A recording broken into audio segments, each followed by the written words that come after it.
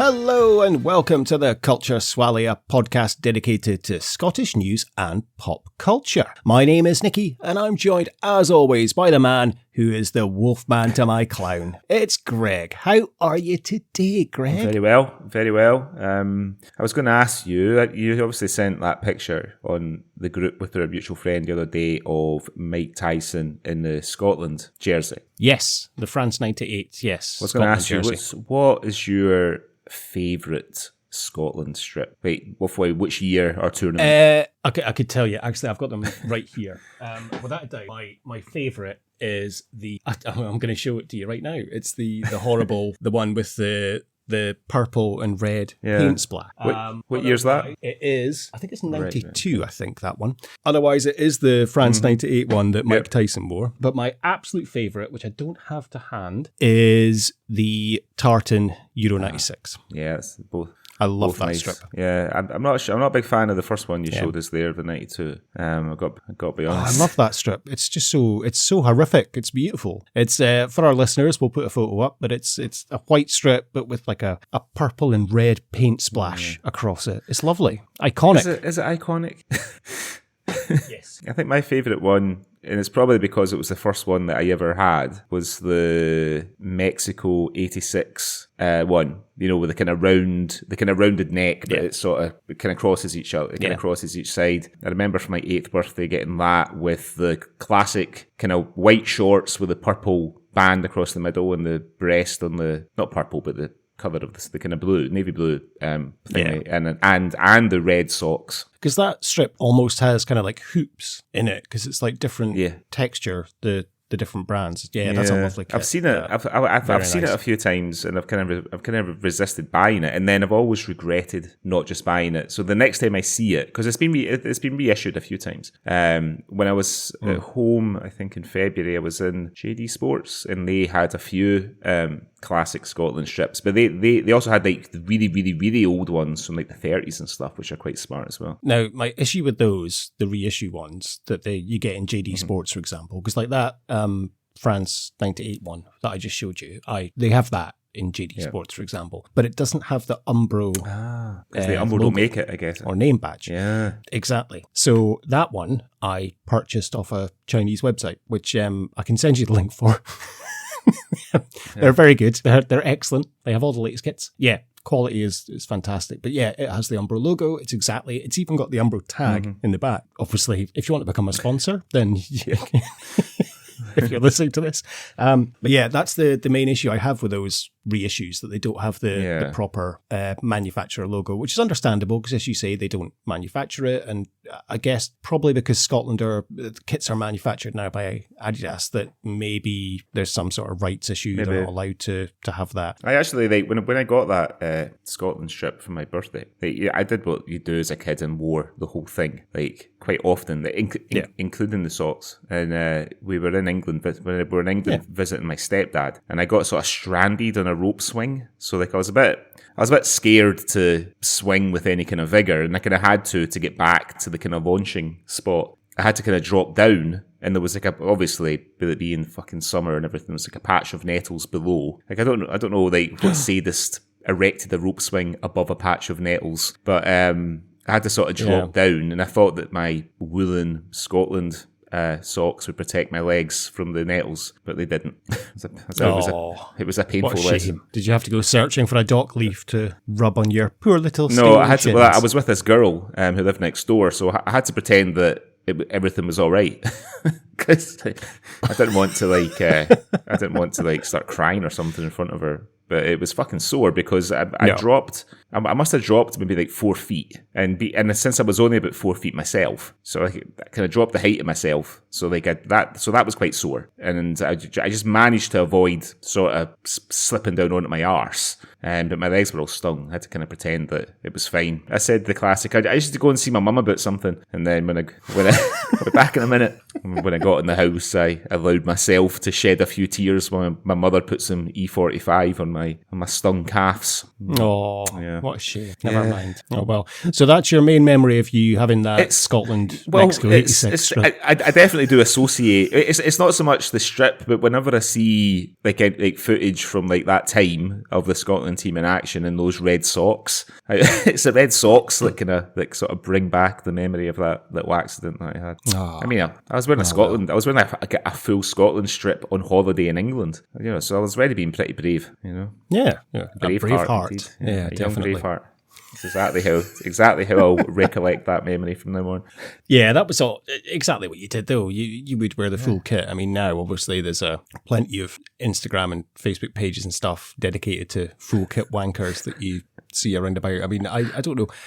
Genuinely, I have those tops, and it's the same as like I will buy the new Aberdeen top. The only time I'll ever wear it out the house is if I'm running. I would never wear it to go to the shops or anything. And it's just not the done thing, but I don't know why I buy it. It's the same with the Scotland tops. I just like to have them, but because it's kind of it's nostalgia, I guess, but I never wear them out. If I'm going to watch Scotland play, if I'm going to like the pub to watch Scotland play, like when I went to watch them play England last year in the Euros, in the pub, I wore my Scotland top to go and watch the football. But but the funny thing is, like, I don't know if I'd ever wear a Scotland top to go and watch the team play, like at Hampden or something, because I'd be thinking, well, I'm probably going to want to go out after. I don't want to go home and get changed, so, you know. Yeah. There's nothing worse than a kind of football supporter casualty, like 8 hours after the game's ended and he's still out in his Scotland top and his kilt and he's fucking pissed himself and lost his wallet and just like blind drunk. All right then, Greg. Well,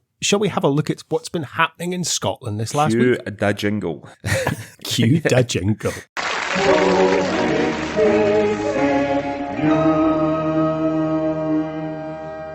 Hello, this is the Outer Hebrides Broadcasting Corporation, and here is what's been going on in the news. It's the Sean Paul remix of the news there.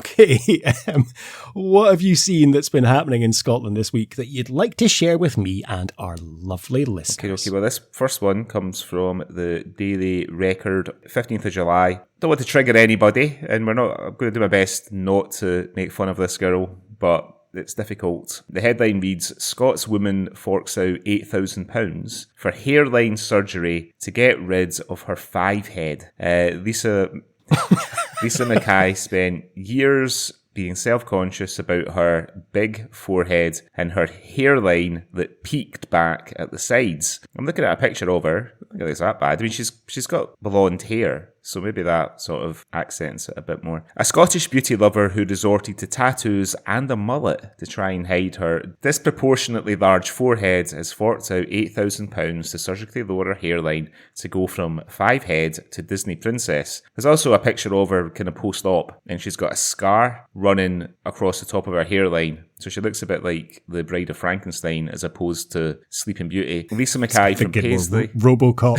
Robocop, yeah.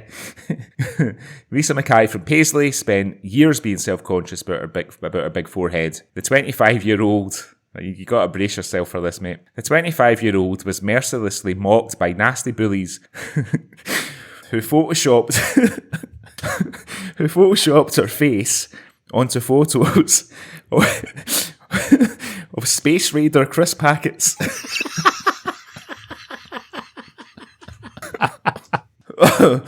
Oh God, I'm sorry. Declaring, as if it needs explanation, declaring that she looked like an alien because of the size of her head. This coupled with being branded a 5 head. And others mocking her for having a 4 head, quotation marks, you could land an aeroplane on, battered Lisa's self-esteem. The tooth gem technician, I had no idea there was such a thing, resorted to getting floral tattoos inked just below her hair in 2020 to try and disguise what she believed to be her disproportionately sized forehead. After spending years heavily contouring around her hairline to try and make it look smaller, last summer Lisa decided to get a mullet and a fringe in a bid to hide her forehead. But this was to no avail, as Lisa also suffers from a cow's lick. I feel her pain. I also have a cow's lick. Meaning her fringe hair didn't sit right in her and that left her equally frustrated. After learning about forehead reduction surgery while browsing through TikTok, Lisa booked into a Harley Street clinic and went under the knife for the £8,150 procedure on Tuesday, July the 5th. Looking into the mirror after having the operation, Lisa was thrilled with the results of her cute little rounded forehead that she says makes her feel like a Disney princess. Lisa said, I honestly can't put into words how happy I am. It's so incredible. I feel like a Disney princess. I love looking at my appearance now. I have a cute little rounded forehead. I just can't believe that's my forehead looking back at me in the mirror. Lisa said she first became self-conscious of her forehead when she was a young teen, and she was mercilessly bullied over it. She said, ever since I was 13 or 14, I became aware that the proportions of my forehead were a wee bit off compared to the rest of my face. I never liked how big it was, and I've never been happy with the actual shape of my hairline itself, not even just my forehead. My hair peaked back a lot at the edges. I always wanted quite a wee rounded head. It was one of those things I just ignored, but I did get bullied. As a teenager, I used to have people making Photoshop edits of me and my forehead. They used to edit the bottom half of my face onto the alien's head on the Space Raider crisp packets and say, Lisa looks like an alien because her head's so big. People used to always say, you've got a 5 head. Look how big your head is. Or you could land an airplane on that thing. Oh, at the time, it felt really hurtful. Sorry, Lisa. I'm sorry for laughing, but, fucking genius. Bullies are just geniuses now. When I was a kid, all you got was your money taken off you in a doing when nobody was looking. So yeah, that's there's old Lisa there. She's got a picture of herself right after the operation. She's got like a big massive bandage in her head, as you would expect, but also like a little blood bag like hanging off the side. It's rank. In that picture of her now, she's still quite scarred. I'm assuming that the scar will go away eventually. So yeah, so good luck to her. Apparently, like it said, during the surgery, Lisa's skin was sliced open, her scalp was peeled back off her skull, and then stretched over her skull towards a new hairline. But that not leave her looking like sort of permanently surprised, because would that like kind of I thought that would like sort of pull up your eyebrows. You know what I mean? If they've kind of reduced that. Yeah. I suppose I know what they're doing. You know, these Harley Street guys. I feel terrible for laughing at Lisa, and I'm so sorry you had to go through that, because it must be terrible to have something like that. And I don't know what it is, but I just love the expression 5 head. I think it's fucking brilliant. And the Space Raider comment is but I'm glad that you are happy now with your forehead and everything's good. Did she grow a mullet just to distract from the forehead? Is that the whole point? That she's thinking people won't look at the front if I've got a fucking mullet in the back. If I go the full Billy Ray Cyrus, it will detract from my. Well, I don't know, because I think a mullet has a fringe, doesn't it? Because isn't it? I'm trying to think. It kind of comes down and no. I mean, a mullet's just it's business at the front, party at the back. So it's kind of it's long at the back, but it can be short and spiky at the front. A mullet, if you have a classic mullet, I don't know. It's a strong look. Oh, yeah, that's a strong look. And at least I'm really sorry for laughing at the Space Raiders thing. If you saw my forehead and my hairline, you would know that I've got absolutely nothing to laugh about anybody. I used to love Space Raiders. Pickled onion flavour Space Raiders were just wonderful. And these, like, what, 10p a packet? Yep. But I bet they're not now. Well, I don't know. I think their USP was always that they were affordable. So, you know what I mean? So I think they probably are. I think you can still get them, but I think, because I'm sure I saw them in a supermarket in a multi-pack when I was at home. I'll be home this time next week, so I'll do some research. But of course, you're saying the alien on the front, but when we used to buy them back in the day, it was like a female kind of space warrior that used to be on the front. She had like a big green hair type thing, and then they replaced it with the alien. I'm not sure why. I don't know if that was to cash in on kind of like the X-Files type area, because it would have been about then, I think, they changed it. Maybe Toya sued them for using her image or something like that without her permission. Yeah, right, actually. It does look a little bit like Toya. Yeah, Toya the Space Raider. We've all seen Toya's Space Raiders if you look at our YouTube channel. I know. What's all that about? Yeah. I saw one during a lockdown, and because she's married to the guy from King Crimson, I can't remember what song they were doing, but he was playing a guitar. She's on an exercise bike with no bra on, like pedaling for her life while singing along. It's like what happens when two old people get high off mushrooms. Let's make a video and put it on YouTube. Oh dear. Oh well, I'm so pleased for Lisa that her it's all been resolved and she's happy now with her forehead. But then, what did you say? She got flowers tattooed. She got on her hairline. So now, what happened? What happened with those with the surgery? Have they been cut off? No, you can still see them because she's got the sort. I guess the kind of stem of the flower is kind of hidden by the scar, but the petals and the head of the flower are still visible. And then she's got like a crescent moon tattooed on the side of her head, just kind of between her ear and her right eye, which must have been quite sore, I imagine, because there's not much between the skin and your skull there. Wow, so she really tried everything to distract from it did, yeah. Massive fucking Crichton forehead. Anyway, sorry, Lisa. I'm glad Lisa. It's all happy now. Indeed. Okay, so that was my first story of the week. What's your first story? Well, I've got a Swally trope for us today, Greg. It's not pies. It's not topless men. It's not wanking. It's about seagulls. And Aberdeen is once again being terrorised by seagulls. So this is from the Press and Journal this week. Aberdeen supermarket is warning customers after having to replace food stolen by aggressive seagulls. This is Sainsbury's at Berryden, and they have vowed to take action against aggressive Aberdeen seagulls stealing food from shaken shoppers. The situation has been escalated to the point where visitors to the Berryden supermarket are being warned against unpacking their bags outside the store. One woman showed us her punctured packet of mints.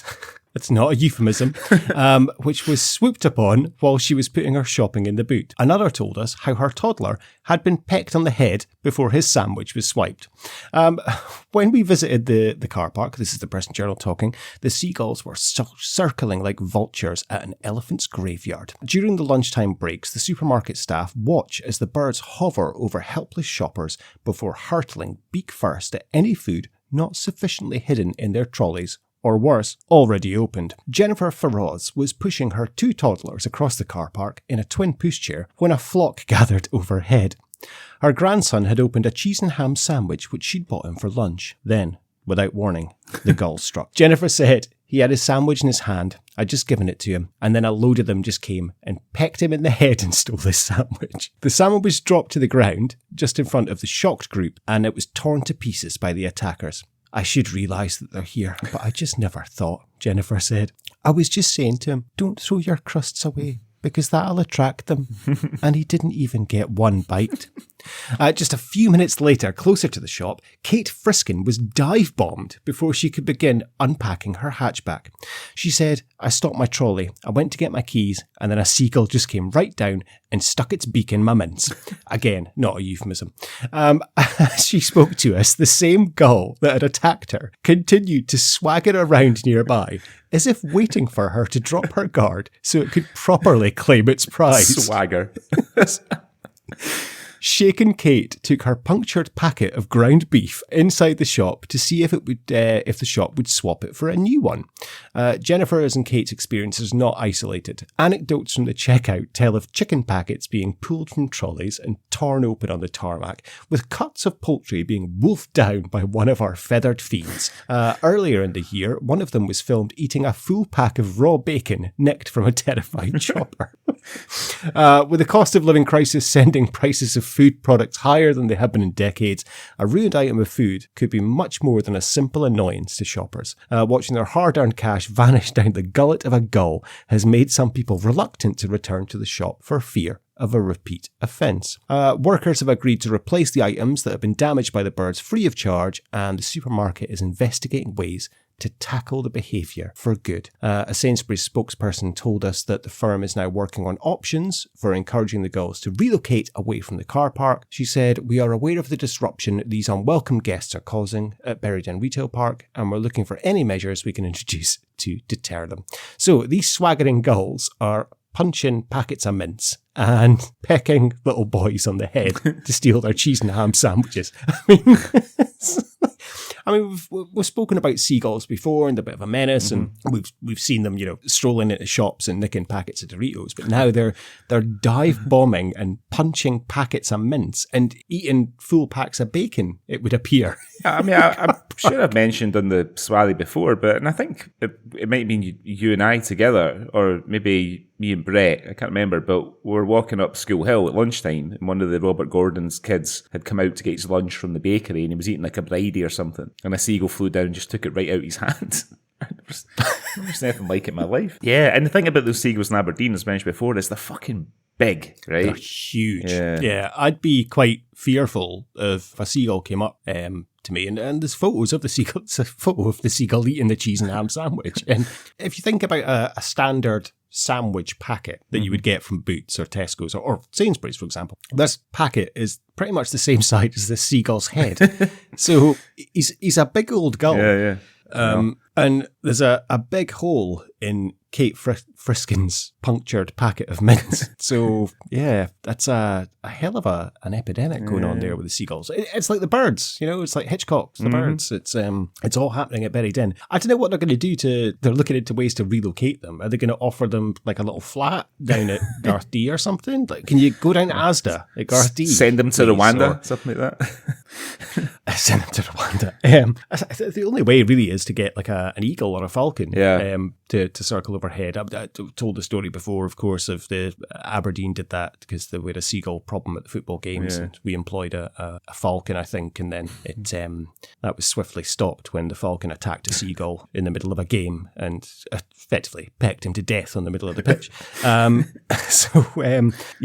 That is no longer happening. Yeah, I don't know what you're going to do to stop it. It's they've obviously just found this as their new hunting ground. So I think they're quite smart, aren't they, seagulls? That's as far as like birds go, I think they're quite smart. And so I know that like in Glasgow and Glasgow Fort, just sort of open air mall, to keep the pigeons down, they've got models of birds of prey kind of on top of some of the shops. That seemingly keeps the pigeons to a minimum, because pigeons are fucking morons and don't know the difference between between a real bird of prey and a model of one. But I don't think that works with seagulls. And I can honestly, I can imagine a time, maybe a couple of 100 years from now, where Aberdeen has just been abandoned by human beings, just left to the seagulls. But like I Am Legend with Will Smith, you know what I mean, all overgrown, seagulls have taken over. It's just seagulls and plague victims walking around Aberdeen.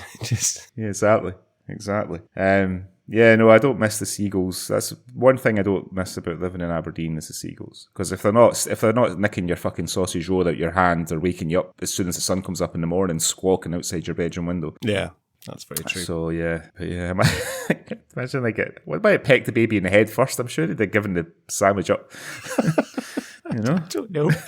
I know. I feel a bit bad laughing about that. The toddler getting pecked in the head, but it was maybe just a little, give me that. Yeah. Maybe it was just a collateral damage. Toddler was pecked on the head before his sandwich was swiped. But yeah, I would quite have liked to have seen the one that punched Kate's packet of mints as it just swaggered around nearby, waiting for her to drop her guard again so it could properly claim its prize. Oh, never mind. Okay, Greg, what's your next story this week? Well, obviously, we both enjoy laughing at anything to do with the Rangers. This one comes from the Scottish Sun on the 22nd of July. It's a couple of days ago. The headline is, "I could do better. I'm the Rangers fan accused of being married to Nazi salute thug I've never met before. I am livid." So there's a picture of the woman on her TikTok video, and she looks livid, to be fair. She looks absolutely fucking beeline.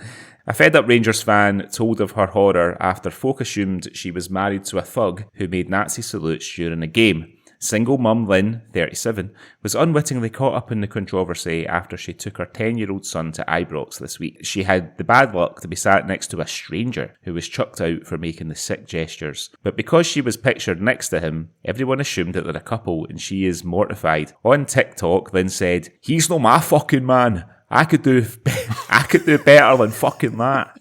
So you go to the pictures and you're put next to somebody and automatically you're married. I've never clapped eyes on him before, and I don't want to again. He was a nightmare. I'm glad he got put out. Scumbag. He's old enough to be my dad. There you go. Stop assuming. Die-hard Rangers supporter Lynn and her boy were delighted to get tickets for the friendly against West Ham. They had no idea they would end up sitting next to the yob who was wearing a Millwall top. Lynn told how the incident took its toll on her son. She said, "My wee boy was terrified. He's a nervous wreck because of that prick. Aye, that's me, but I'm trying to calm down my wee boy." Lynn was offended that anyone would think she was married to the idiot because of the huge age gap. She added, "I don't know who he is. I'm not married. Certainly not to that. He's old enough to be my granda. Never mind my wains. He must be about 60. I'm in my 30s. I'm not that fucking hard up." Rangers fans raised the alarm when they spotted the yob wearing the Millwall strip before he tried to cover it with a jacket. He was soon thrown out. Ibrox bosses said he'd been banned and police were investigating. So there's a picture of him there. Yep, he is doing a Nazi thought. He is doing the sort of standard Nazi salute. What a fanny. There's a picture of him. I don't know what he's doing there. He's sort of zipping up his jacket, I assume. But then there's a picture of diehard Gers fan Lynn wearing Rangers blue lipstick and she's got a filter in the picture and she's got a Union Jack draped over her shoulder. And she looks fucking raging in that picture as well. So she does. Maybe she's like her sort of resting face is absolutely furious. So yeah, that's old Lynn from Ibrox. I saw this article the last weekend about the guy getting thrown out for doing the Nazi salute. And of course, it's as you say, the typical one finger doing the moustache and the other with the hand raised. And I did read that he wasn't a Rangers fan. Apparently he was a Millwall fan. Yeah. I did spot this woman sat next to him, funnily enough. And I can't believe she's now had to go to the papers to say people think it's her man. I'm quite confused. In one instance, she says that he's old enough to be her dad, and then the next instance says he's old enough to be my granddad. Yeah, I thought he's 60. Mind you, if she's from Govan, then maybe 60 and she's 30. Yeah, that could work, actually. She could actually be his grandfather. Fucking old enough to be her great-granddad. I could see how this could possibly come out. People would maybe see her and think that they were associated because they were sitting together. But I love that you don't go to the pictures and sit next to someone and you're married. That's wonderful. Yeah, the thing is, there's quite a lot of guys around them, like other fans, all like a sea of the current Rangers jersey. And nobody seems to be reacting particularly to what he's doing. She seems to be looking down the row. She doesn't even seem to realise what he's up to either there, doing his Nazi salute. But I mean, I think the bigger question here is, who travels all the way to Glasgow from London to sit in the home end just to make Nazi salutes? You know, I mean, he's a fucking, I don't know if he's 60, but he's definitely a grown-up, you know? Well, I think the whole thing here was that he's a Millwall fan and they were playing West Ham, so it was the West Ham fans that he was making the gesture towards, and I don't understand. Like, I'm not sure about the West Ham kind of connotations with Nazi. I could understand if it was Tottenham, because obviously they have a big Jewish kind of contingent, and that it wouldn't make sense, but you know what I mean. It would make sense why this idiot would be doing some sort of gesture, but I don't know why he's doing that. We need to look into that. But yeah, what a fucking fanny. You don't do that kind of thing. But poor woman to be associated. She came out with a belter of a quote towards the end. Was it like, I'm not that hard up? Not that fucking hard up. Well, she's got her blue lipstick, she's got a Union Jack, and she can happily go to the next Rangers game and not be bothered by any Nazis. Hopefully. Alrighty, what's your second story this week? I've got a story from the Scottish Sun this week, Greg, and it's the headline is Sleeper Pain. I boarded sleeper train from Glasgow and it never left the station. Staff didn't even wake me up. So this is a Scot who boarded a sleeper train to London, was left to snooze through the night without being told that the service would never depart from Glasgow. Jim Metcalf said that he woke up in the wrong city this morning after him and other Caledonian sleeper passengers were left to sleep without knowing the train had actually been cancelled. Mr. Metcalf, who is a charity chief executive based in East Renfrewshire, was due to travel to London for work on the Caledonian sleeper service at 11:40 on Tuesday, July 20th. The 43-year-old uses the service occasionally throughout the year for business trips. He said, now this doesn't make sense to me. I can't sleep before it starts moving, so I get on early and try to sleep first. So I got on at 10:30 and I was asleep by 11. That was it, really. Then there was a knock at the door at 5 o'clock. And a guy appeared with a rolling sausage and a coffee. And he explained, the train hasn't moved. We were told to get off because they needed the platform back. It was quite surreal. I should have been 300 miles away. Having confirmed that the sleeper was still running before he set out to Glasgow Central, Mr. Metcalf said he was initially frustrated by the situation, but then he praised rail staff for their handling of the issue. He added, I would say it was a difficult situation. The on-board train staff were really calm and professional, and they handled it as best they could. I just went home. It was a minor inconvenience, but it's bringing home what really is happening around the world with the climate emergency.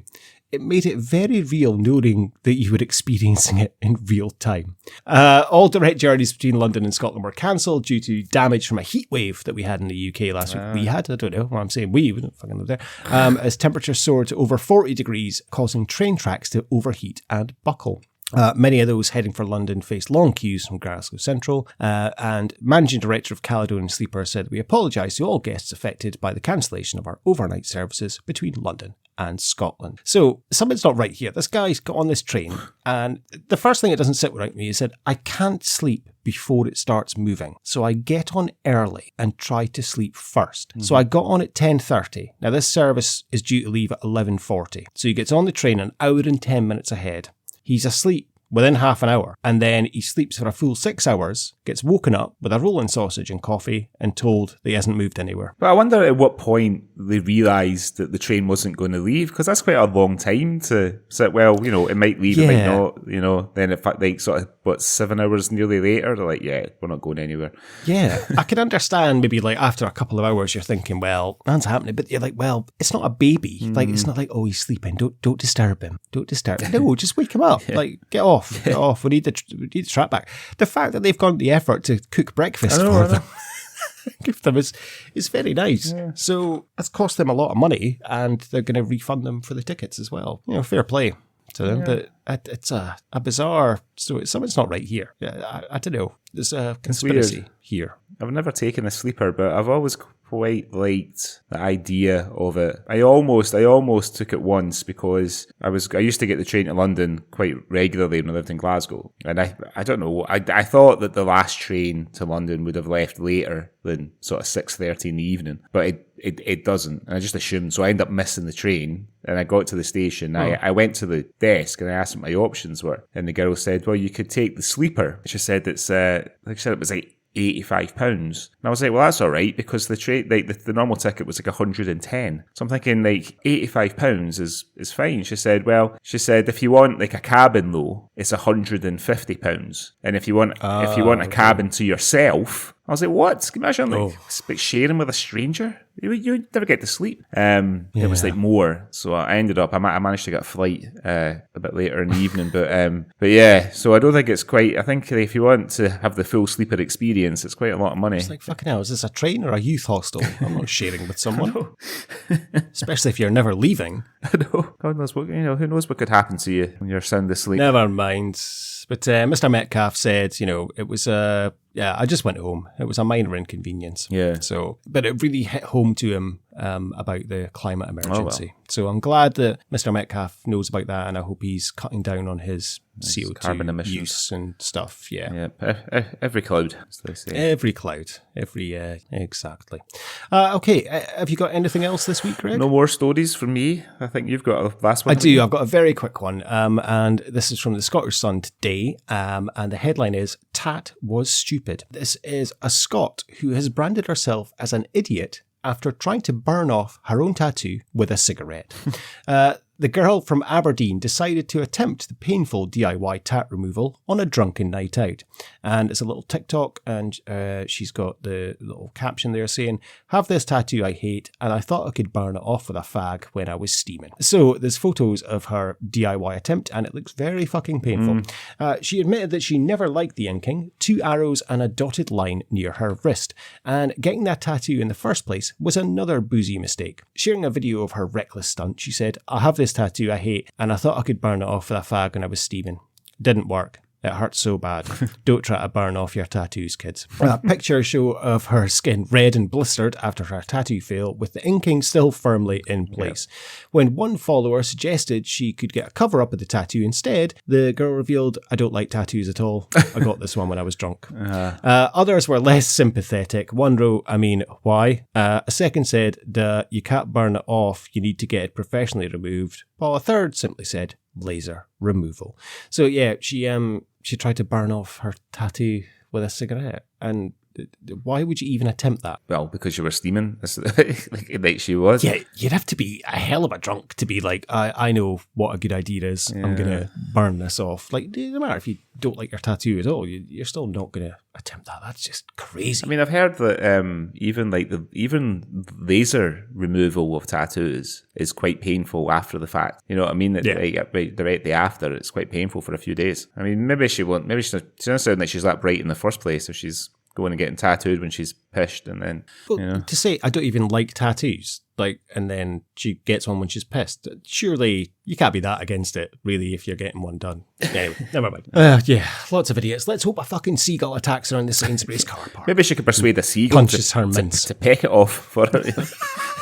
That's not a bad idea, actually. She could drape some bacon over it and just hope that it kind of swoops down and takes the chunk out of her arm. Yeah. Make a TikTok out of that. Yeah, just balance a cheese sandwich on her wrist. Probably just peck it in the tit or something. All right then, Greg. Okay, well, I guess that wraps up the news for this week. Before we go on to what we're going to be talking about this week, let's have a little word from our sponsor.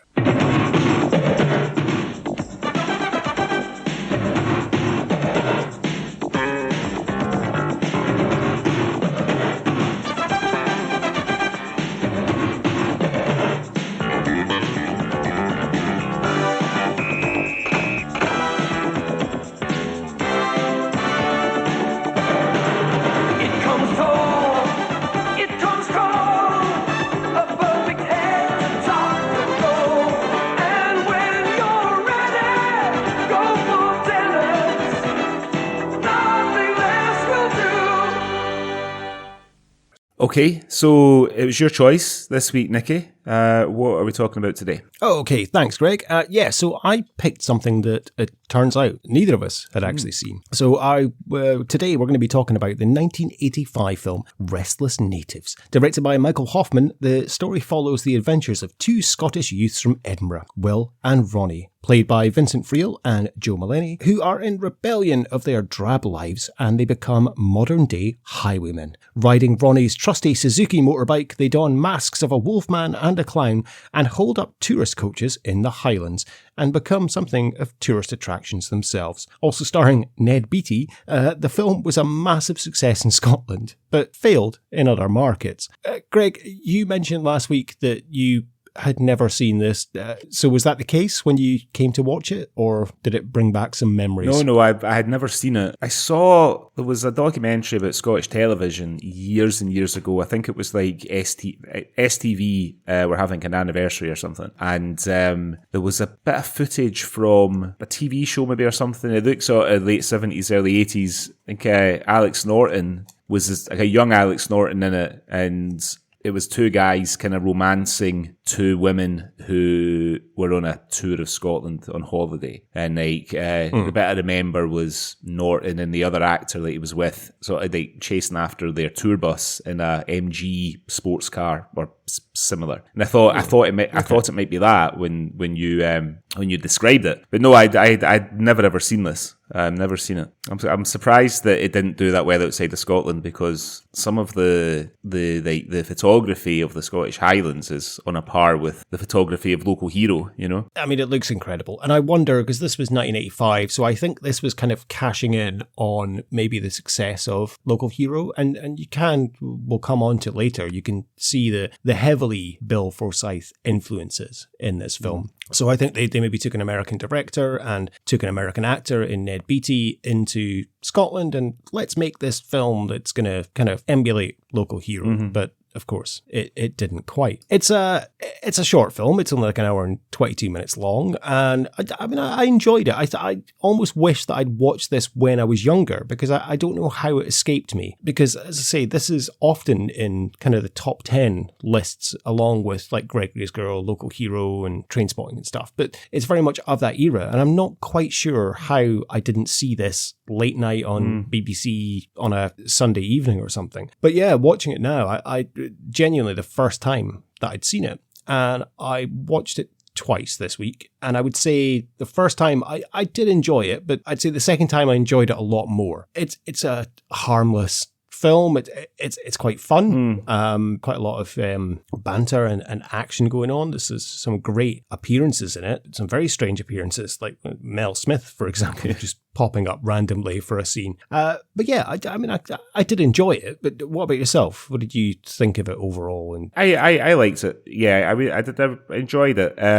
It's a good natured film. I guess I think we're going to keep sort of drawing comparisons between this and a Local Hero, but it's a good all the characters, even Ian McCall's sort of mad Nigel, who comes into the story a bit later in the film. Like this, everyone's intentions are good, and the kind of played by Vincent Friel, his sort of clash of conscience at the beginning about whether they should be doing it and all this sort of stuff, whether they should be robbing people, and the way that they so politely rob these buses full of American tourists and stuff, and it's all please and thank you and sorry and all this.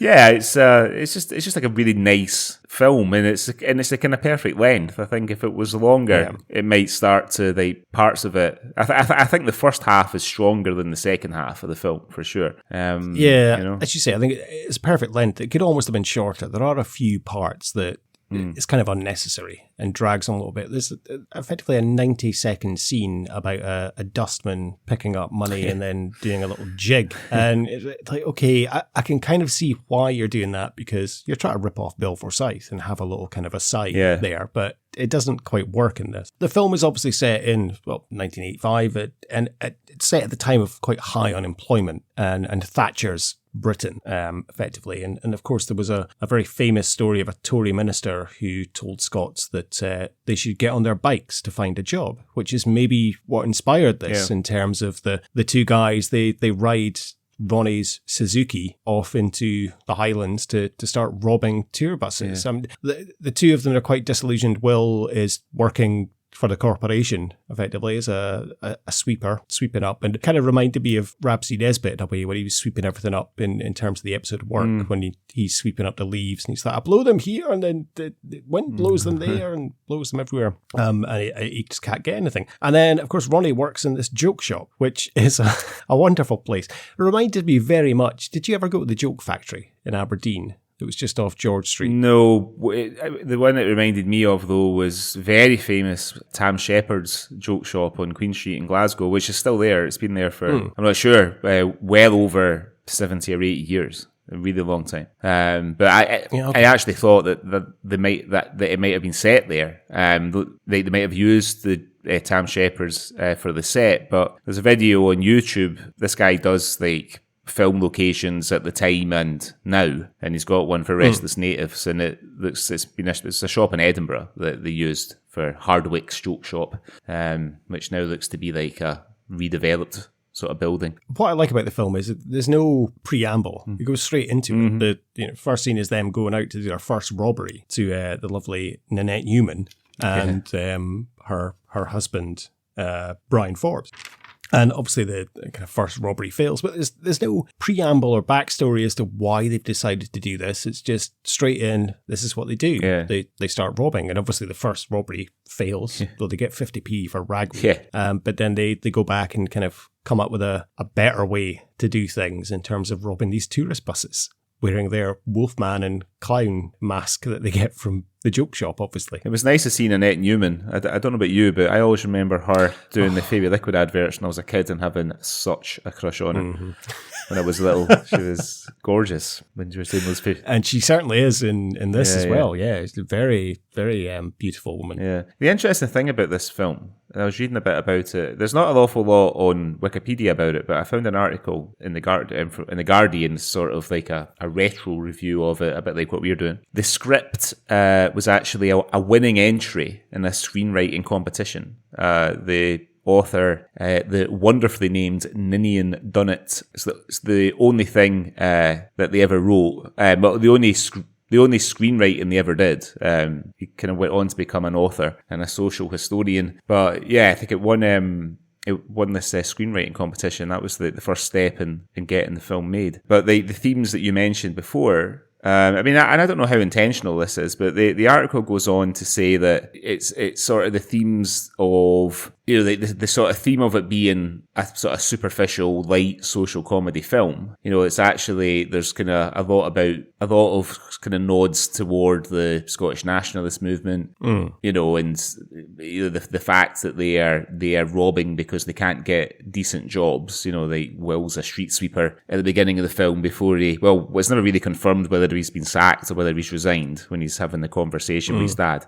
And I'm sure working in the joke shop doesn't pay Ronnie very much money either. But, you know, the sort of best jobs he could get. So although in the face of it is very light comedy, you know, there could well be more of a social agenda at work underneath the screenplay, trying to highlight some of the things that Scotland was going through in the mid 1980s. And as you say, they're very polite robbers in terms of it, and they don't use real firearms. In fact, we have a wonderful scene where they're buying their guns from the kids. Well, in fact, it's Will's sister and her boyfriend, I presume, and buying these toy guns. And then they have the kind of joke shop plunger thing, which Ronnie seems to wield, which has a combination of itching powder, sneezing powder, curry powder, athlete's foot powder, and some stuff I got out of an old firework. A wonderful combination, and they use it, in their first robbery. They blast it into Ned Beatty's face when he tries to intervene with the robbery. Quite strange.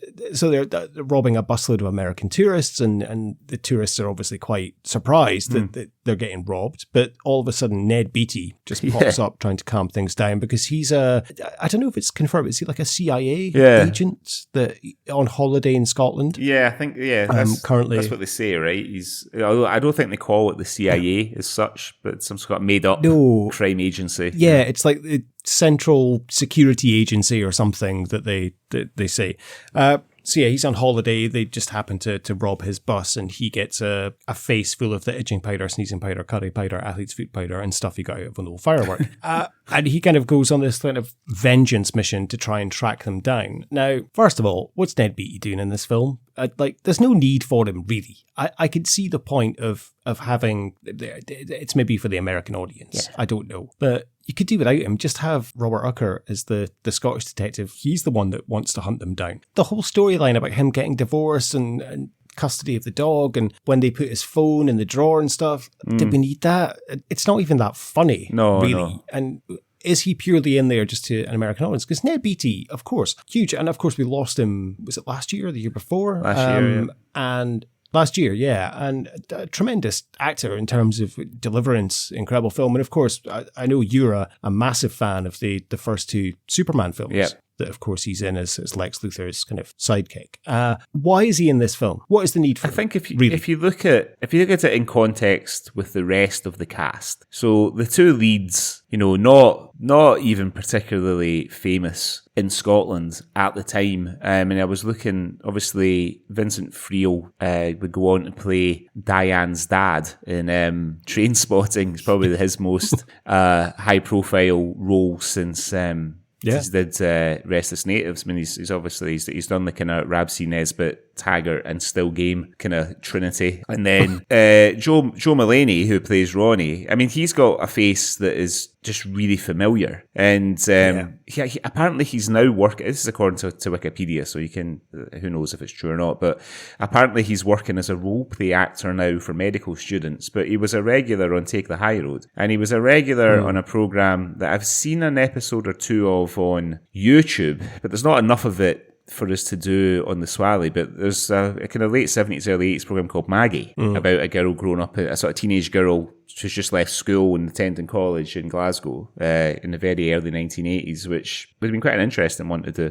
But there doesn't seem to be an awful lot of it available to. But he was a regular on that as well, if you look at his IMDb. So you've got those two guys. You've got Bernard Hill, who's just a few years after he's done Boys from the Black Stuff, very famous British drama about unemployment in Liverpool in the early 1980s. And then, you know, that's kind of it. The rest of the cast, obviously, there's Dave Anderson, who is very well known who'd be very well known to Scottish audiences. Obviously, it's very well known to us. I think if you, because you have Ned Beatty in there, you know, there's going to be a little bit of credibility. I think you've nailed it in terms of kind of selling it around the world, because Ned Beatty at the time, a very recognised actor. I mean, those two Superman films were absolutely massive. I mean, if that was all he had done before Rest of Natives, he would still be very, very recognised and well known. But he's got a string of massive parts under his belt before he did this. So yeah, I mean, it's surprising that he's in there, because it's essentially quite a low budget, kind of small Scottish film. It's quite they've done quite well to talk him into it, and I'm sure he probably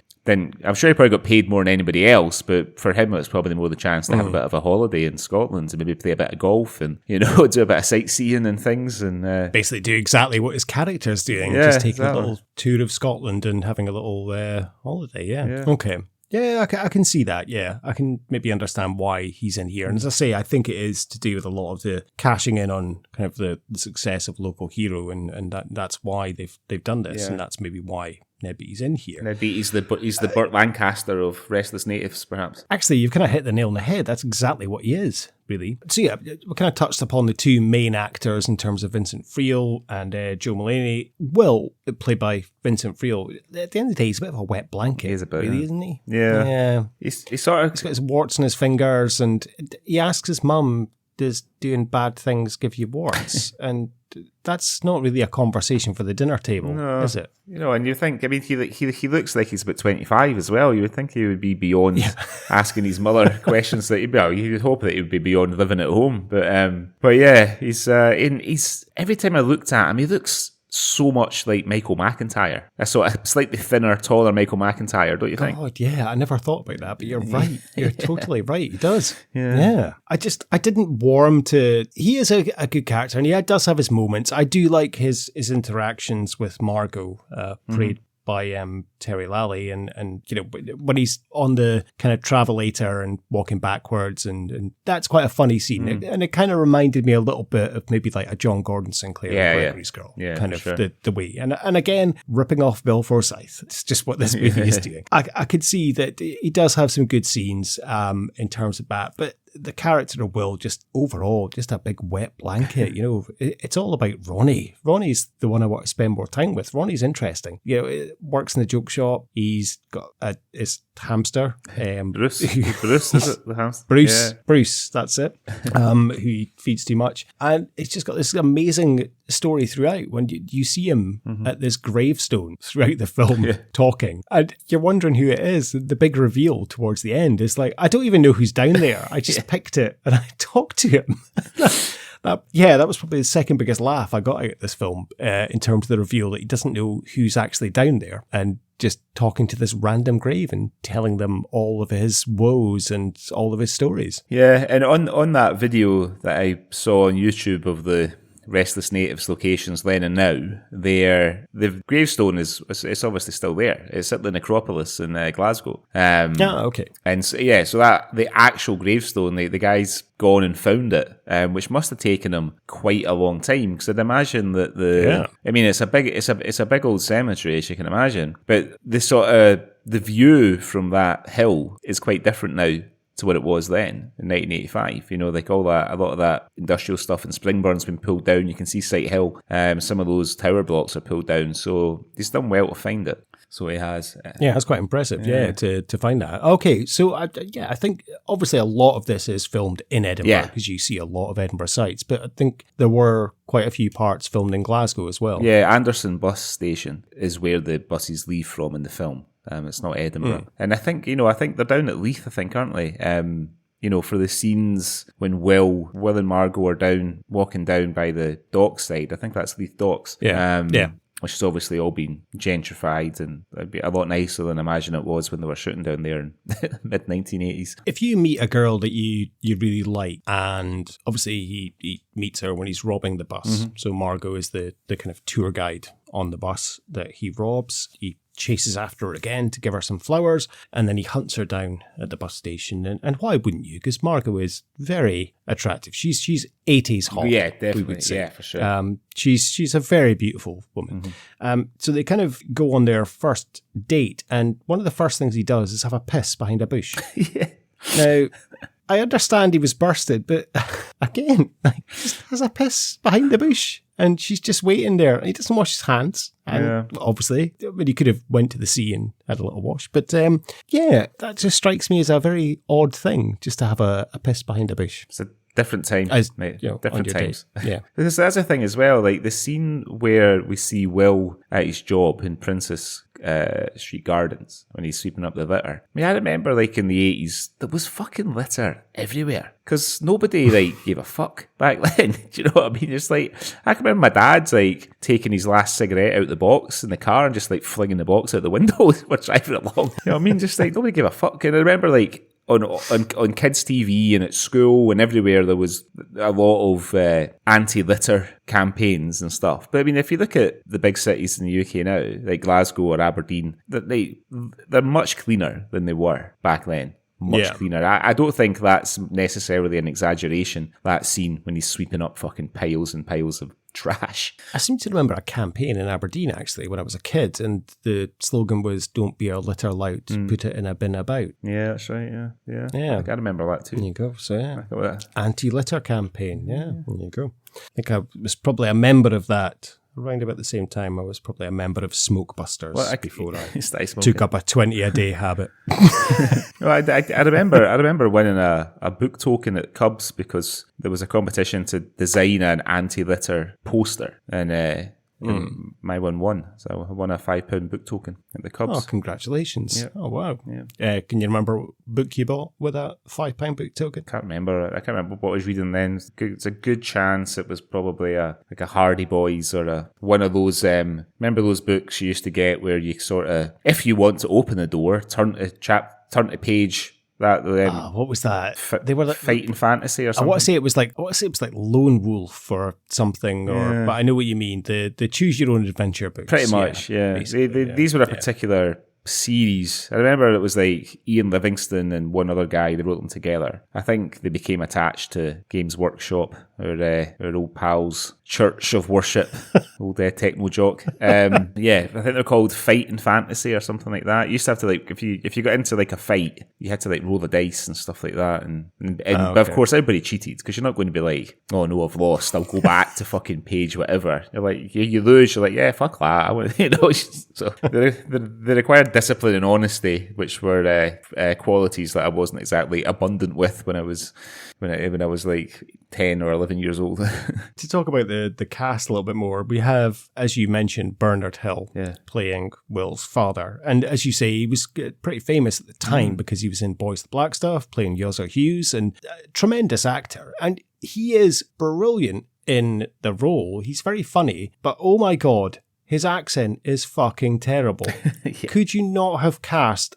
Now, we don't do this often on the Culture Swally, but if we were to have like a little recasting session, I mean, surely at this time, 1985, you would have someone... I mean, one of the perfect people would have been Ian McCall, but of course, he's so good as Nigel, so you couldn't have him as the father. But there must have been someone else. I was trying to think, and I was like, even going back to, I guess, Local Hero, you could even have Dennis Lawson. Oh God, it's Dennis Lawson as the father. He would have been about maybe slightly too young. You were going to say Dennis Nielsen there, weren't you? I was going to say Dennis Nielsen. You know my love of serial killers for too much. Yeah, I was going to say Dennis Nielsen.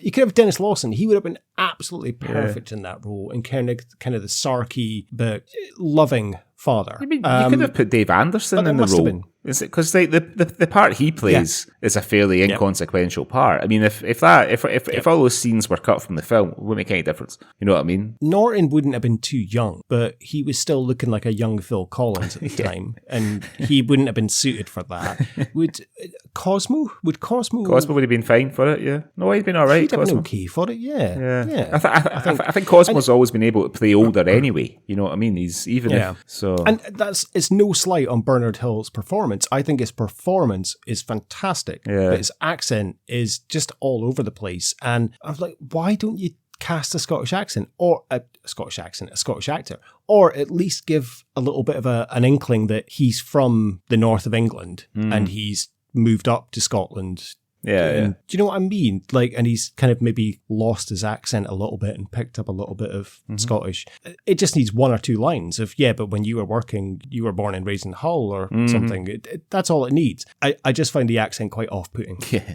But a great performance, and there's some brilliant little scenes, like when he smacks the daughter over the back of the head after she's blown out the candle stuff, or blown it out, but put the lasagna or cottage pie spoon on it. Yeah, that's right. Yeah. He does have some brilliant bits, and he's in love with the bandits. He loves what they're getting up to and their adventures. Little does he know that his son is one of the bandits. Ha! Police are today searching for two young Scots who held up and robbed a coachload of tourists on a remote Highland road. You beauty. Take it then. Disguised as a clown and a wolfman, they took an estimated £600 in cash and an unknown quantity of valuables from the 40 frightened passengers before riding off at high speed into the hills again. That's terrible. Yeah, it's a strange choice. Although I like Bernard Hill. You know, and of course he's gone on to be quite the Hollywood movie star. Like he did a couple of the Lord of the Rings films. I think most famously he plays the captain in Titanic, the DiCaprio Winslet Titanic. Of course. So you know, he's didn't do him any harm being in this film, put it that way. But then I wonder if he was like another choice for similar reasons to Ned Beatty. You know what I mean? Potentially, I don't know.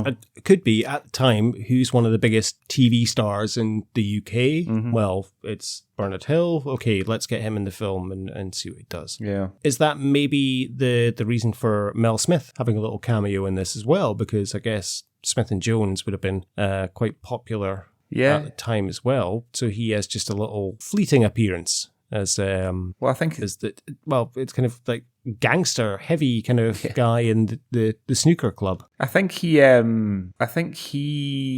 had, you know, he was quite well known anyway from Not the 9 O'Clock News, because that would have finished just a couple of years before. I think this might have been before Smith and Jones, or maybe just at the same time. You're probably right, actually. Yeah. I mean, but I think I read somewhere in my research that him, Brian Forbes, and Annette Newman just did a little cameo as a favour to the director, Michael Hoffman. You know, so I think he'd been working in the UK for a number of years before he directed this film. Yeah, apparently he is an Anglophile, and a word that I'd never heard before for somebody who's very enthusiastic about Scotland. I'm going to try to pronounce it properly. A Caledoniophile. Is that what he said? But directed by Anglophile and Caledoniophile American Michael Hoffman. So I think he did it as a favour, if that's correct in the research that I did earlier. Okay. It was great to see him pop up in that little role. And then I guess the kind of one of the last main cast members is the very famous Robert Urquhart, who was, of course, a big Hammer horror film star back in the day. Yeah, he was. I like. He did a couple of episodes of the Hammer House of Horror anthology series that used to be on the TV that I really like. And if you ever have like a bit of time to kill, it's worth. There's a few episodes on YouTube. There's a good one with Brian Cox in it, actually. Hammer House of Horror used to be on very late at night when we were kids. Yeah, I like that sort of thing. Yeah, I think he's really good in it, and I think he's a bit underused, to be honest, because he's obviously quite a dry sense of humour. To your point, it might have been more fun having him as the sort of bumbling, pursuing police officer, you know, and just get rid of the Ned Beatty stuff. Yeah, but then like bumbling, but also very clever at the end of the day, which is kind of the reveal, because you kind of think he's just this parochial kind of Scottish, all he's interested in is fishing, but then at the end of the day, he's very clever when he lets the guys go at the end and says, like, tourism's up 15%. I can't let you go, but, you know, we need to solve something here. Yeah, I almost think he should have kind of been the main guy after them, along with the two cops that they have, who very much reminded me of the two Andys from Hot Fuzz. In terms of they're always joking about and passing notes to each other and just being idiots. Again, like, let's just talk about it now. This is a complete Bill Forsyth record, this film. It's got all the trappings of a Bill Forsyth film in terms of, like, smart arse little sister. There's little aside kind of things like the buying of the guns and the kid that comes into the joke shop constantly to buy stink bomb plastic turd and stuff. The mum always kind of exercising in the background, and there's all these little tropes of a Bill Forsyth film, but it's not a Bill Forsyth film. No. It's very much like when Tarantino came out and there was a million Reservoir Dogs and Pulp Fiction rip-offs, there's all these things that happen. These films suddenly come out and then you just get all these rip-offs. Like when Scream came out, for example, the horror kind of franchise was kind of dead. Wes Craven takes out Scream, and then all of a sudden you have all these rip-offs of I Know What You Did Last Summer and Wrong Turn, Urban Legends. all these films just... Yeah, exactly. Just ripping off. And I think that's what they were trying to do here with Local Hero being such a big success. They were trying to kind of replicate that and make it a thing. And don't get me wrong, I really enjoyed this film, but it's not a Bill Forsyth film. It's not a Gregory's Girl. It's not a Comfort and Joy. It's not a Local Hero. No. It's just missing the Bill Forsyth is such a sharp mind and such a clever way of doing things. And it's just lacking something. Yeah. But I really appreciate what they were trying to do, but it's not a Bill Forsyth. I mean, they even have, in the way that Forsyth had Mark Knopfler do the soundtrack and all the music for Local Hero, they've got Big Country doing all the music and a couple of singles as well. And I have to say, they kind of do it quite well in that they play the music throughout the film, and then towards the end, when it's the big kind of scene that they're going around Edinburgh with Aberdeen and Hibs fans chasing them and stuff, when the song kicks in, you are kind of like, I'm ready for this now. Yeah. I've been teased enough. I'm here for it. And yeah, Big Country. Come on. Yeah. They were fantastic. They were Scotland's U2. There's something about a Big Country song, like any Big Country song, that just takes me right back to the kind of mid-80s in Scotland. Because they were on adverts, they were on TV shows. Yeah. Evidently, I had no idea this film existed back then, but they've done a soundtrack. There's just something about, it's very, very distinctive guitar sound, and they almost kind of bagpipe-ish, the sound of the guitar. You know what I mean? I think the only other bands that perhaps do that and they're, and I was never a big fan, really, was Runrig, I knew you were going to say Runrig. Yeah, I was never a big fan of Runrig, really, and I'm still not really, but yeah, there's some Big Country are just, they're sort of edgy as well, you know what I mean? Like Stuart Adamson and the band, there's a sort of edginess and a bit of a kind of mythos about them as well. And the music is just perfect for those sweeping big shots of the Scottish Highlands, of the guys on their motorbikes zipping along the kind of Highland roads and everything, up near Glencoe and Fort William. Yeah, it's just perfect. There's one shot in particular that just amazed me. I watched this twice and I kept going back to this one shot, and it's just after Will gives Margot the flowers on the bus, and they nip ahead of the bus and they're driving off, and you have this shot kind of behind Margot and the bus driver, and it's just the full bus window, and you've got Will and Ronnie on the bike, kind of, and Will's giving it the big thumbs up, and it's just this massive window and this sweeping landscape ahead of them. It's just an absolutely incredible shot, and I wonder how they managed to do that. Thinking about a coach, that we've all been on coaches like that back in the 80s, 90s for school trips and stuff. Yeah. How they managed to create that shot behind a coach of, I wonder if it was literally two window panes and just the two actors standing there almost as the thing, if it wasn't an actual coach, but it's just a beautiful kind of expansive shot of this. It's wonderful. Yeah. There's some great photography in it. Like superb photography. I tell you something that perplexed me a little bit. So Will's mum and dad's flat. So when you see it from the outside, it looks like a corporation flat, right? It looks like a sort of prefab, typical sort of Scottish 60s, 70s build. And it's got that balcony. But we're supposed to believe that the balcony has an absolute knockout view of Edinburgh Castle. Like, come on. I guess the location kind of wasn't down to a point there in terms of describing things. Yeah. Now, how do we feel about the Japanese racism in this? Because obviously we have the two Japanese reporters and they're driving Suzuki Jeeps, and obviously it turns out it's an advert for Suzuki motorbikes. But they're very... I am not going to do the accent, but it's very stereotypical, and this was kind of the thing back in the day. And I looked up one of the actors who was one of the reporters, and he basically made a career out of just playing Japanese man. I do not even want to pronounce his name. He's passed away now. He's in Superman 4, The Quest for Peace, actually. His name is Eli Kurosawa. Right. But if you look at his IMDb, he has been in everything British as Japanese man. Like, he was in like the Cannon and Ball show as Japanese man. He was in Terry and June as Japanese gentleman. He's in Return of the Jedi. He was in Tenko. Unsurprisingly, I guess. Yeah. But he was in like Sorry, Last of the Summer Wine, KYTV, Lovejoy. He was in 2 episodes of Lovejoy as Mickey Wanamabi. Like, he just plays like Japanese tourist. He was in Smith and Jones. He plays like Japanese tourist. 1 foot in the grave. He's Japanese man. He made a massive career out of this, but I felt quite uncomfortable seeing those 2 Japanese guys. Like, oh really? Like, is this what we've kind of... Yeah. It's not so much, it's just because they're both wearing like thick black glasses and suits, and it's very much like, I'm not doing the accent, but it's very much like, oh, so we are here to see the bandits and we don't want to catch them and stuff. But yeah, it felt a little bit too rough for me watching it now. It's not the most racist thing in the film. Well, no.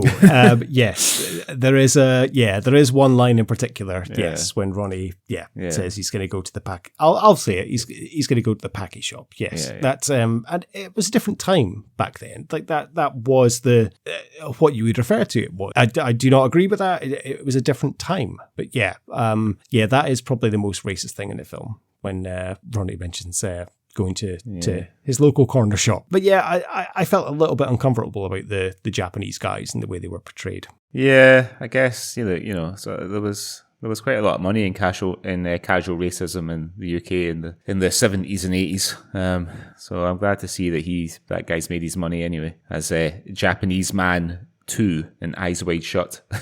Another thing I liked, and again, this is a very ripping off Bill Forsyth thing, is when Will's sister effectively finds out that they are the bandits and blackmails them with all her friends, and they give them jewelry. And the police arrest this little girl because she's wearing jewelry, and they try to bribe her with a dairy milk and all these toys. That girl ain't no snitch. She's giving nothing up. Yeah. She's just not giving anything away. Like, good on her. Yeah, I know. I don't know. I don't know if this sort of... It took me a minute to realise what was going on. I don't know if I sort of dropped the thread of the story at one point. But like that scene, I was like, why has he got all those toys? And then I realised, because obviously the sisters told her friends, and they've obviously, the police have found out from them, blah, blah. But it's, she's definitely not giving anything away. Another thing that I found sort of not jarring, but at the beginning when they try to rob Nanette Newman and Brian Forbes, and they're evidently on a sort of driving holiday of Scotland. It's like nobody wearing a seatbelt in the car.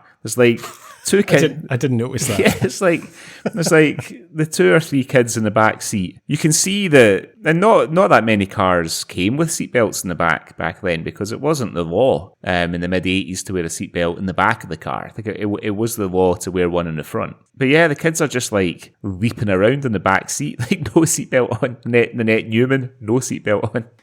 And I was thinking, well, maybe it's because they're filming the scene. Maybe it's just been about something that's been overlooked. But I think anybody wore a seatbelt in the 80s. I don't really remember. Maybe. I honestly can't remember. Yeah. I was born in 81, so I think by the time... I think I always remember having to wear a seatbelt. I'm not sure. In fact, probably not, actually. Because back in my day, there was no car seats or anything, so I was probably just left to roam around the back seat of the car. Roll about. Crawling around, and yeah.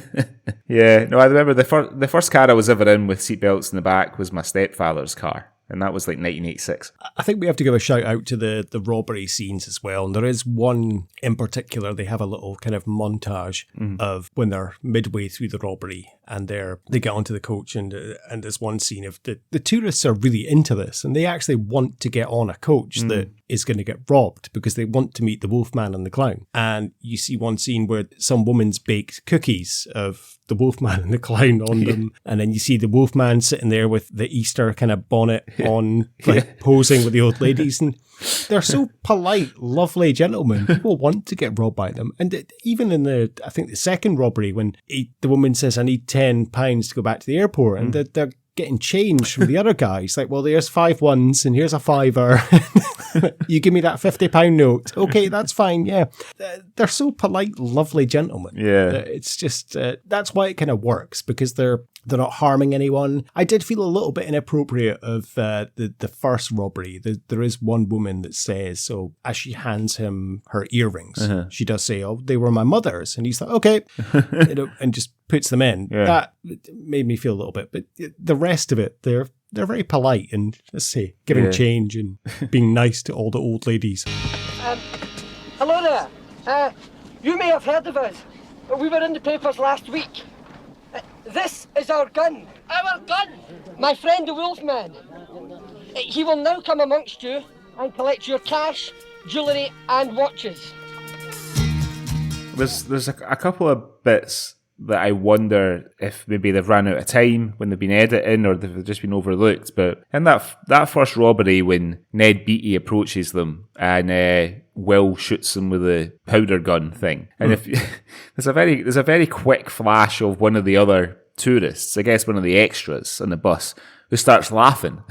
I'm thinking, I wonder if that's supposed to, I don't know if that was supposed to be left in. And there's another piece as well, when we first meet Bruce the hamster, when Will's round at Ronnie's, and they're talking about Will telling Margot, and Ronnie's got the hamster in his hand, and he's kind of patting it and stuff, and he kind of walks Will to the door, and then the hamster's just gone. And I'm like, well, where's the hamster gone? And I didn't notice that. Maybe a bit maybe a bit of an overlook in the continuity stakes, or like I say, maybe they just ran out of time and they were editing. Maybe they had to get the film released. But yeah, maybe Bruce just went off to get some more £20 notes to make his nest.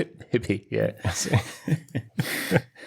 And that card skeleton that Ronnie's got on the wall in his flat, I had that exact one when I was like a few years after this film came out. But I remember having it in my bedroom, the exact one. So it kept falling down. It was too heavy for the pin that was holding it up. It would glow in the dark as well. I think I said the second funniest part that I found in this, but the funniest part I found has to be when Ian McCall gets up dressed as an old woman wielding that shotgun.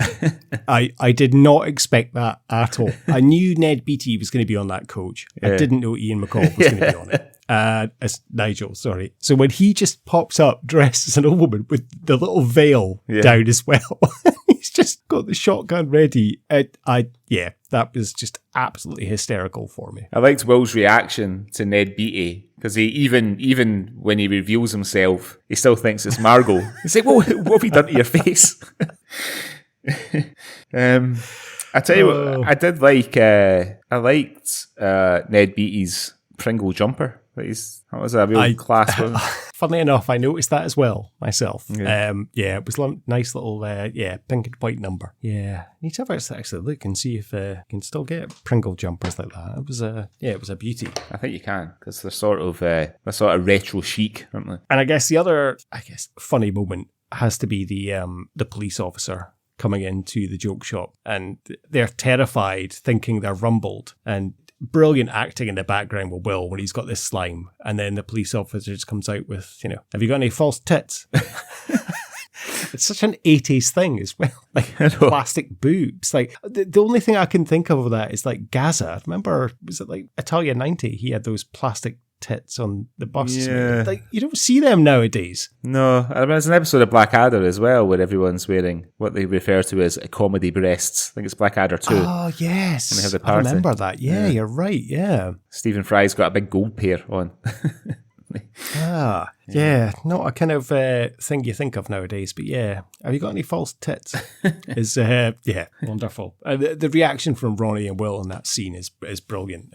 As Ronnie's kind of shaking as he puts it in the bag. So on Rotten Tomatoes, the film has an 83% tomato meter. Wow. And 90% audience score, which is high for like a fairly like innocuous Scottish film. Which one of the reviews says, the first half an hour of this film rattles along with plenty of good humour, injected with fuller energy by the big country soundtrack, which is as dyed-in-the-wool Scottish as a fine Highland kilt. Nice little review there.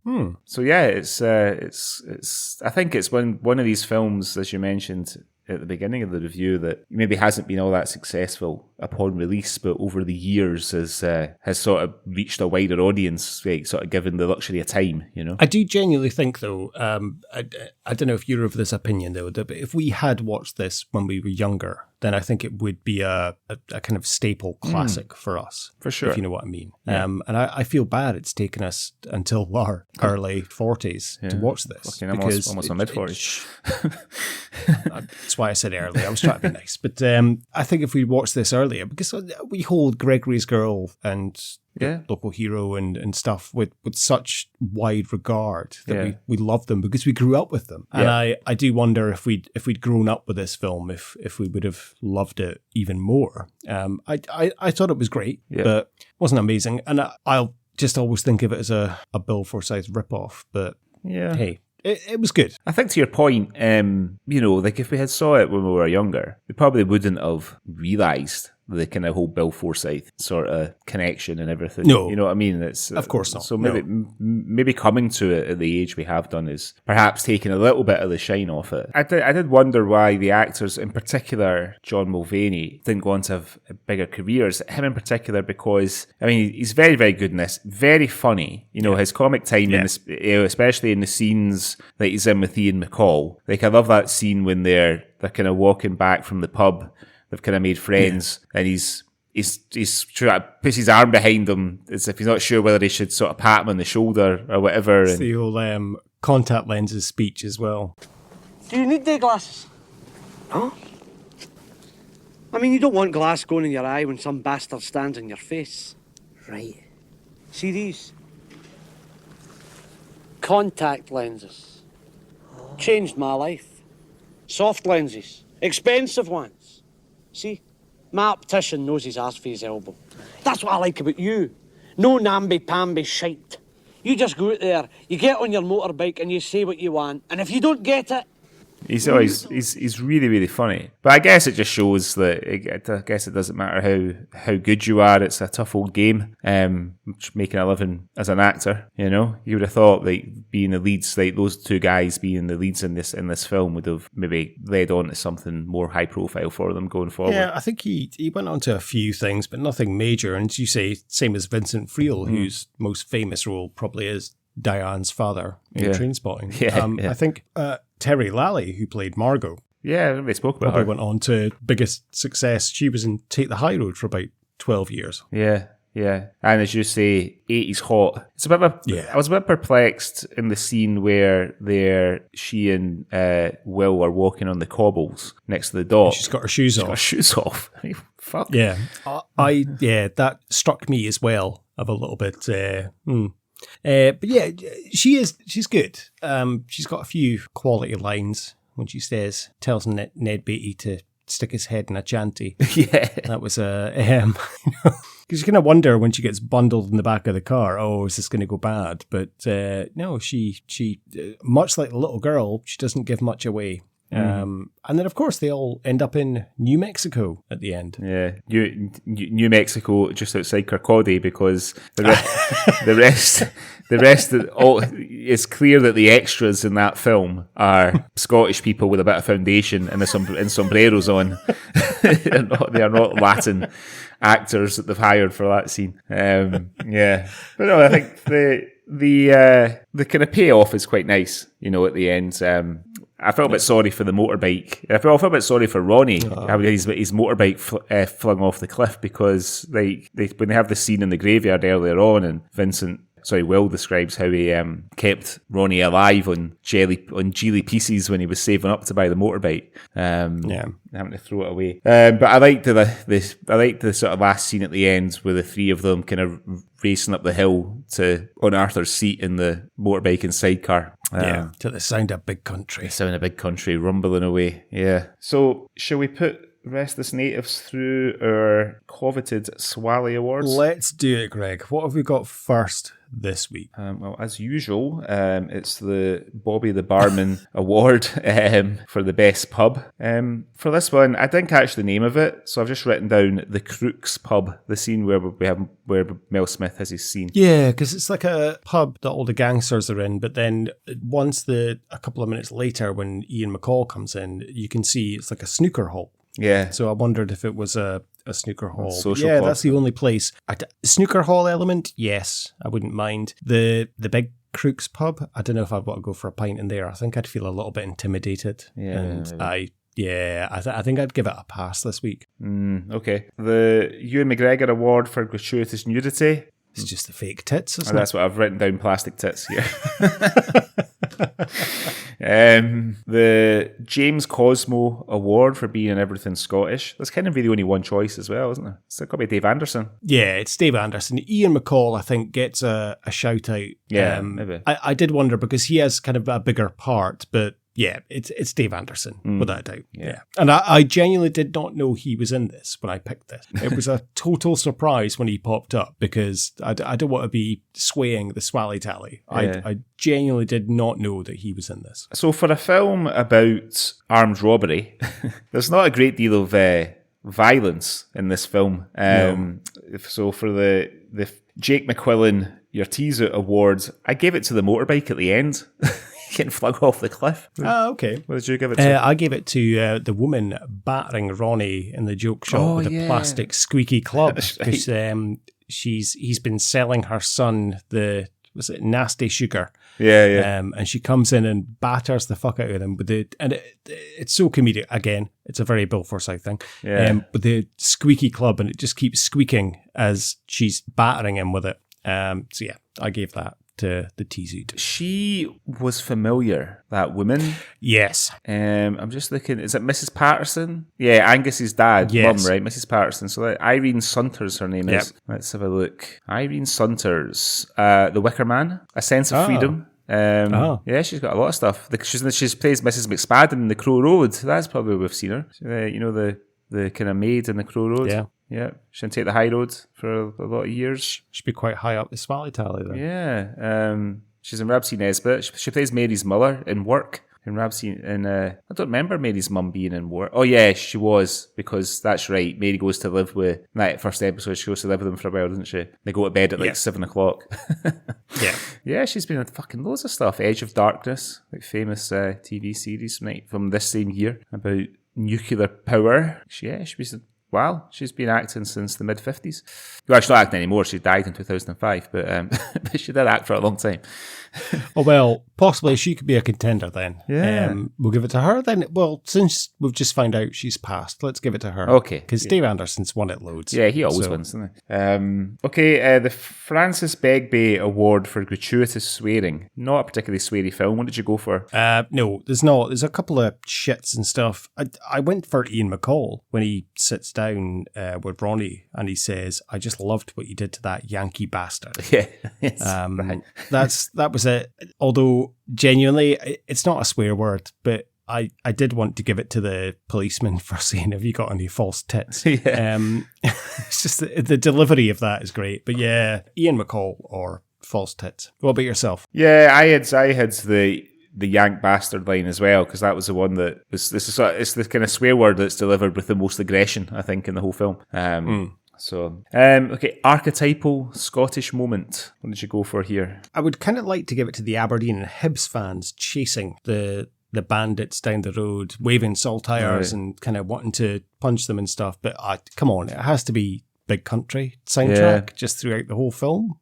Or the beautiful shots of the Highlands. Yeah, I'm going to give it to Big Country and the soundtrack. Yep, that's a good one. I had the annual invasion of American tourists But I wonder if that. I wonder if it's still as much. I don't know if you go.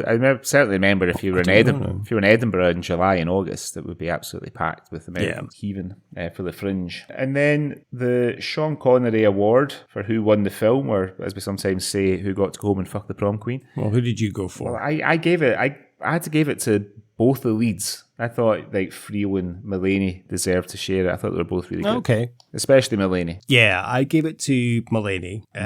I really wanted to give it to Ian McCall. So he kind of steals it for me. Just some of his interactions, and then especially the end scene when he just jumps out in the granny costume with a shotgun. But no, I have to give it to Mulaney. His comic timing and some of the stuff he comes out with, and it made me laugh a lot. His interaction with Bruce, and especially when the big reveal at the graveside is that I don't even know who's down there. That really made me laugh. Yeah. So, okay. Joe Mulaney for me. Okay, well, that's fair. Wins this. That's episode. fair. I mean, I do think that Mulaney is the better performance of the two, but I liked Friel's sort of awkward, kind of Gregory-esque. He's sort of like a Gregory who suffers from chronic anxiety. You know what I mean? Yeah, true actually. But because Gregory's kind of not aware of Gregory's quite a confident individual. Whereas Will's not. No, he's not. So okay, I enjoyed that. I enjoyed the Restless Natives, good. But it's. You don't realise just how much of a Bill Forsyth tribute it is until you kind of put them side by side. Let's just say rip off, Greg. We can be quite honest with that. It's a Bill Forsyth rip off. Okay. I really enjoyed Restless Natives too. But yeah, I'll be watching Gregory's Girl or Local Hero or Comfort and Joy before again. Yeah. Okay, so that was my choice, Greg. So it's your choice next time on the Swally. So why don't you tell us what we're going to be looking at on the next episode of the Culture Swally? Well, I thought I would choose something a bit more up to date this time. You know, we've done a couple of new things in the past to varying degrees of success. But I thought I would go for the British biographical 2021 movie about Scotch record label boss Alan McGee, Creation Stories. Oh, wow. Okay. Yeah, I have not seen that. So yeah, I'll look forward to that because obviously we are big Oasis and Britpop fans. So that'll be interesting. Is it Ewan Bremner? Ewan Bremner plays Alan McGee. Yeah. Irvin Welsh wrote the screenplay. Wow. With Dean Kavanagh, and Irvin Welsh, I'm just looking at the cast list now. He has a role as a character called Titch. Jason Fleming is in it. And I'm really, really hoping that he's not dusting off his Scottish accent. He plays King Tut's promoter. Ed Byrne is in there, Nick Moran, Stephen Berkoff, Saskia Reeves, Thomas Turgoose from This Is England, Danny John Jules from Red Dwarf. Quite a cast and a half, and I've not seen it, so I'm looking forward to watching it. I definitely hope Jason Fleming doesn't sing in this, because as I said on a comment we had from a new listener on Instagram, Andy Newby, who's in Finland. Hello, Andy. He mentioned something about Sunshine on Leith that he didn't enjoy, and I did say that scene of Jason Fleming just suddenly standing up and singing You Should Have Been Loved literally haunts me. It just pops into my head at random moments, and it just sends a shiver down my spine. So I hope he doesn't sing. Nick Moran as well. So he was in Lock, Stock too. So it's kind of a Lock, Stock reunion. Indeed it is, yeah.